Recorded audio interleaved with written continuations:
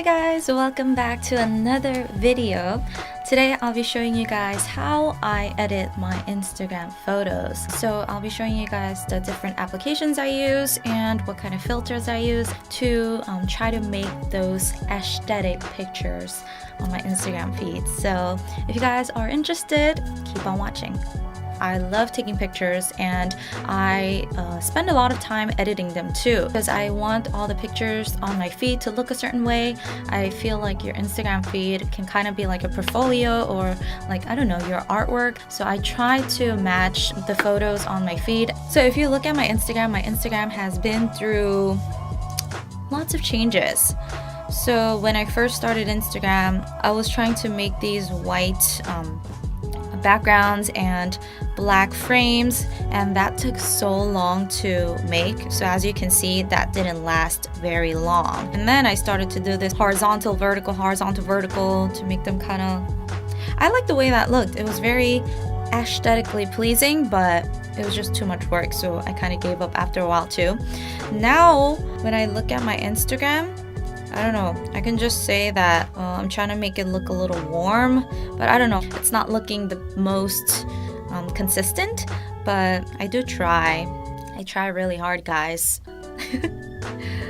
Alright, so let me show you guys some tips and tricks that I use to edit my Instagram pictures. Over here, I have my favorite apps that I like to use for my pictures. These 6 are the ones that I use the most. VSCO, I used to edit all my pictures. Nomo and Huji when I feel like taking film camera style pictures. And then Photoshop Fix to, fix and blur and heal, use those tools.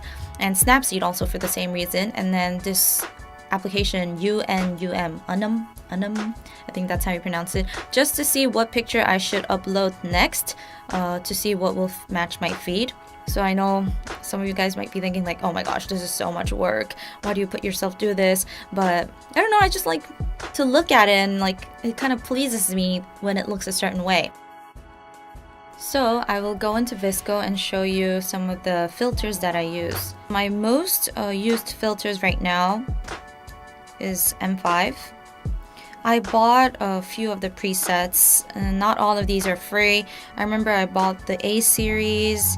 I got this one for free, dog series. I bought the J series, which I never use and I regret because I don't know, it just never looks good with the type of photos that I take.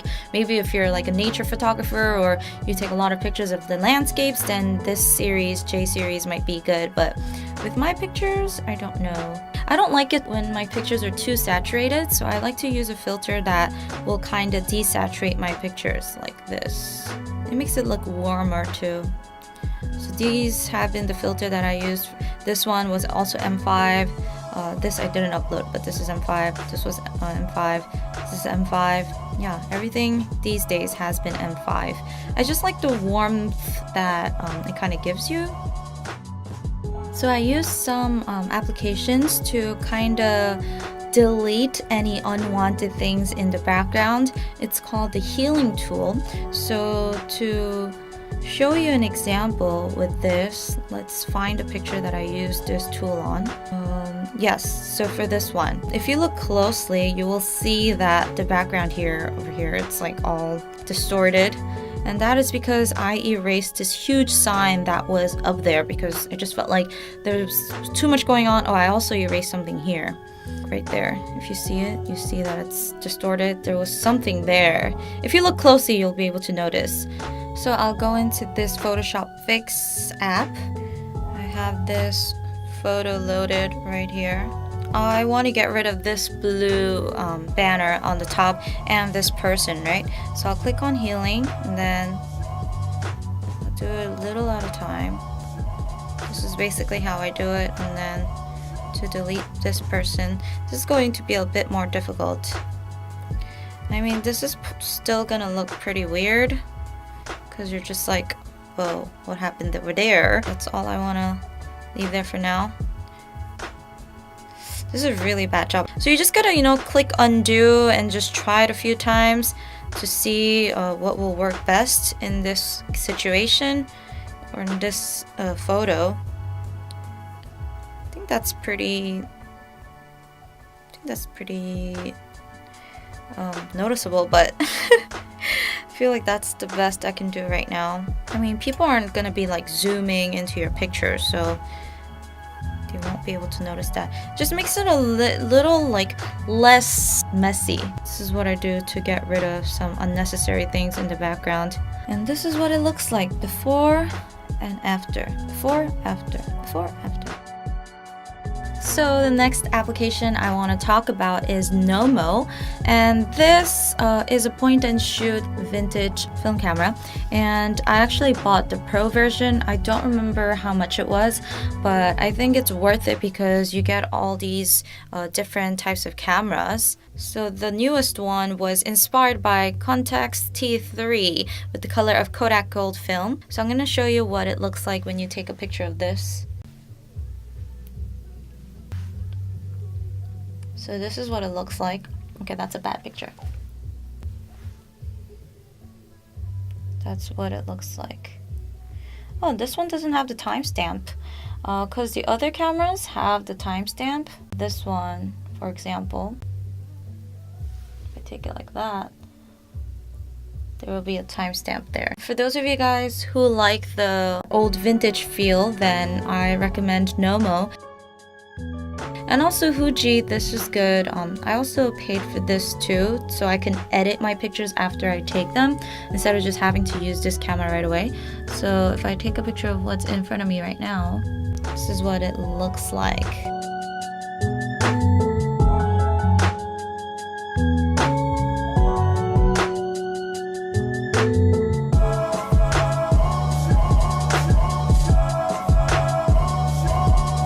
Over here I have a picture that is too dark since we have the backlight, so I just want to brighten that up a little bit, right? Not the overall picture, but just this little segment.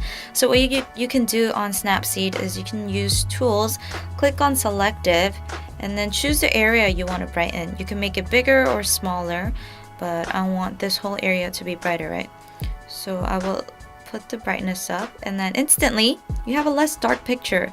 You're just brightening up the shadow parts, so it's easier to edit. You can also add places too. If you feel like you need more brightening in other areas, you can also add an area over there. You can brighten it up like that and add another area. Once it's done, I'm gonna save it. I'm gonna show you how I edit that one over here. So I'll open that up and I will do M5, but I'll bring it down to like anywhere between a 5 and a 6.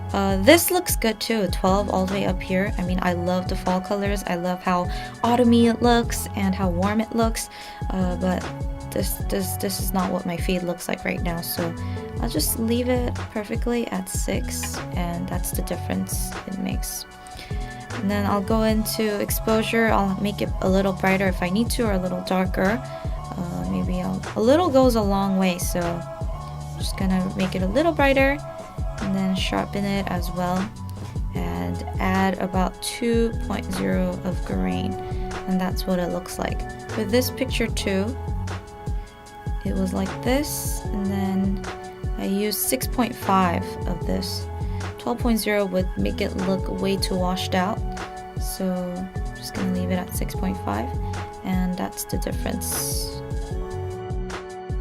These days, you know, I don't know what picture to upload next. I can move them around and see what looks good, see if this is the way I want it, and then like once I decide on it, then I'll upload the next one.